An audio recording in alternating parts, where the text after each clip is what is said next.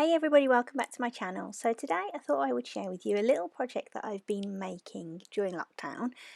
These are some personalised wash bags with the mandala letters that I have bought on designbundles.net. I'm just showing you on the screen now what the files look like. And I bought these in a dollar sale, but even still now they're only £2.17, so it's a lovely cheap project for you to do, and it's a great introduction to HTV.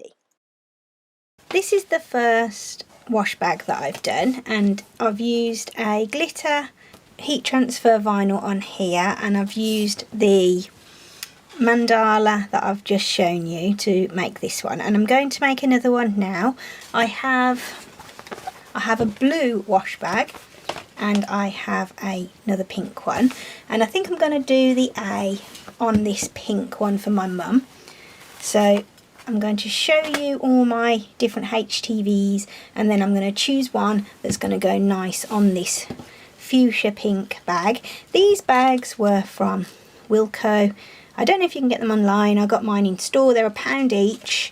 They have a drawstring top on them, and then inside is like a plastic, and at first I was a bit concerned that the plastic might melt when I was using my Easy Press on it, but it looked okay and it hasn't melted, so that's a really good bonus. First things first, then we need to just upload our design image into Cricut Design Space. So first things first is go to upload and select image, and then browse. Obviously, because this is an alphabet, we've got 26 different designs in here, and I'm just going to scroll through so you can see them all there. They're all capitals as well. I am using the A today, so I'm going to select the A and then open. And now it's just come up as a cut image. It doesn't come up as a print then cut for this particular file. I'm just going to change the name of this to A Mandala and then click on upload. So now you can see I've got the A, the G and the S in my images section. So I'm going to now select the A and then click on insert images, and it will put the file onto my canvas. So now I'm just going to reduce the size down to about 14 centimeters square, just using the drag tool on the bottom right hand side of the design to do that today as well. Now I don't know about you, but sometimes I forget to mirror when I'm using HTV, and it's important to mirror. So what I tend to do is just go up to the top and click on the flip horizontal, and then that has now mirrored my image on my canvas, so I don't need to worry about remembering to do that now when I go through onto making it. However, it doesn't really matter too much with an A because it's a symmetrical design here. So down here are all my HTV vinyls, and I keep them in this little plastic tub. The majority of these are from Green Stick Materials. This is one of my favourites. I really love this. It's like a black rainbow sparkle. I have gold, purple, pink. What else have we got? This one's actually a Cricut one. What else have we got? We've got red. I might go gold actually. What do you think the gold will look like on that pink? Shall we have a look? There's the gold and the pink. I think that will show up nicely.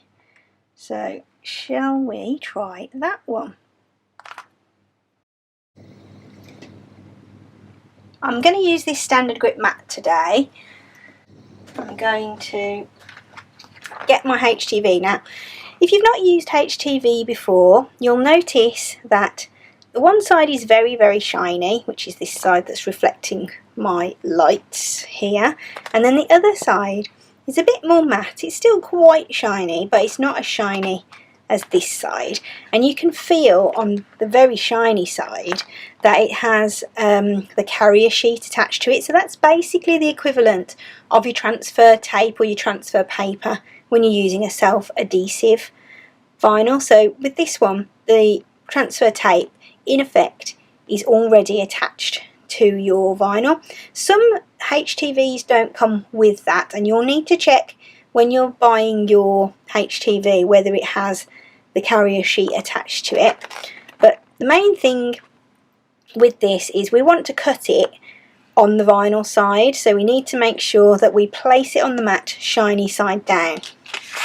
So let's just remove the protective cover from the mat. I'm going to do it the centimetres side, so it's place it face down, and you'll notice that I'm just keeping it away here from the top line because that is a bit where your machine will not cut. Just going to grab my roller, give it a good roll out. And I've put the whole piece of HTV on here. I haven't cut it to size because I'll do that afterwards once the whole thing has cut.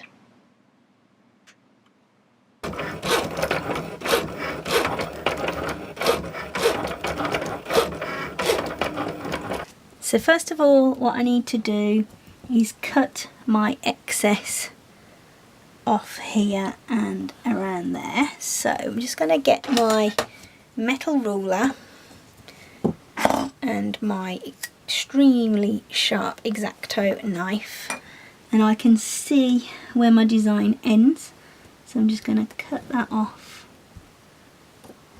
here, being really careful not to slip with this knife because it's very sharp.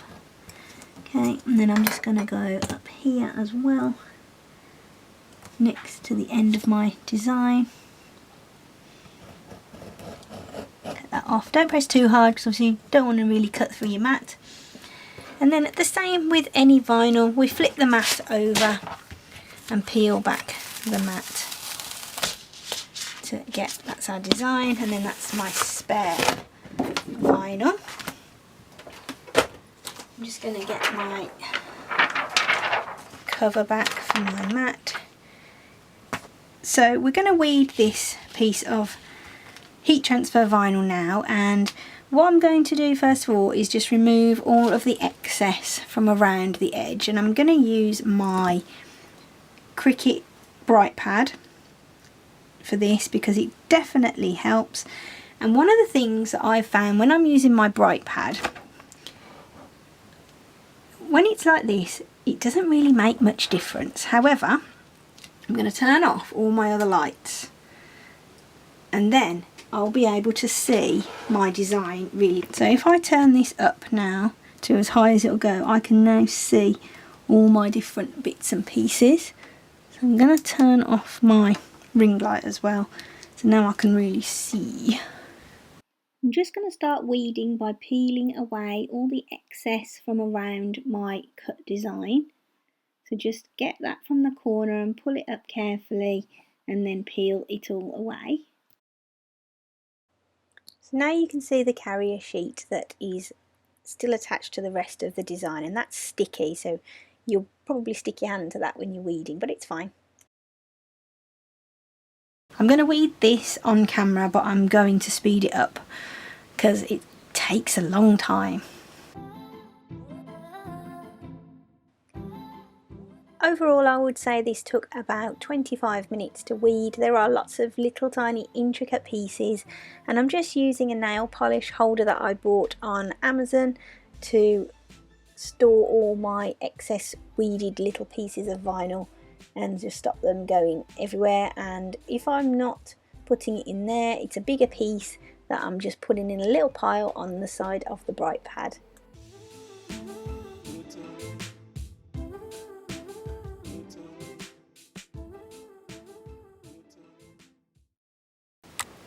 I've finally got the weeding finished, and what we need to check for now is that we've got no little stray pieces of weeding on there. So I can see a little bit here that I haven't got off, so let's just get rid of that.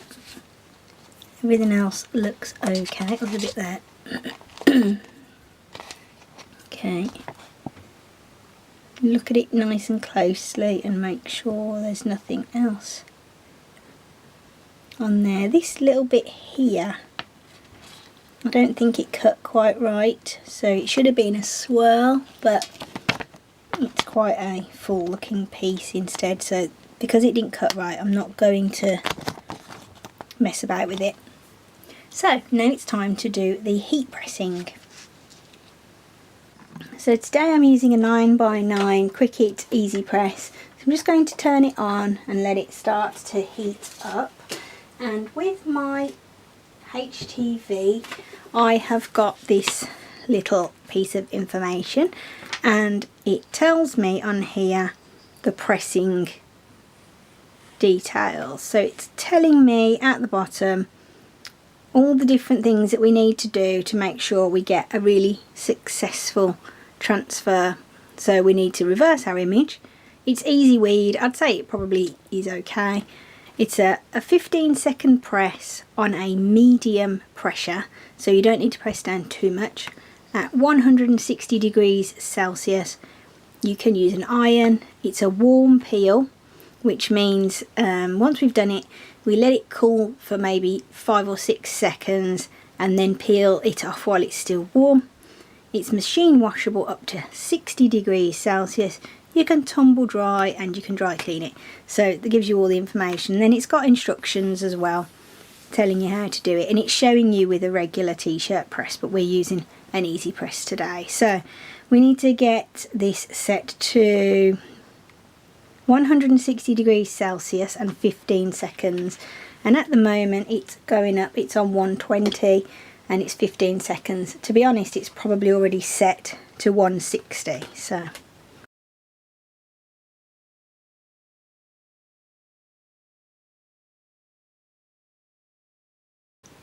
okay, so now it's set to 160. It's reached its temperature on the screen. It's got 15 seconds on the timer, and the little Cricut C, which is the same as the one on your machine, has turned green instead of being orange. Okay, so once we've used it a couple of times, it will lose a bit of heat and then it will start to warm itself back up again, and the C will go back to orange while it's doing that. So just avoid pressing anything with it while it's still on the orange C. Alright, so the mat's set up here. This is a Cricut mat that we're just going to use.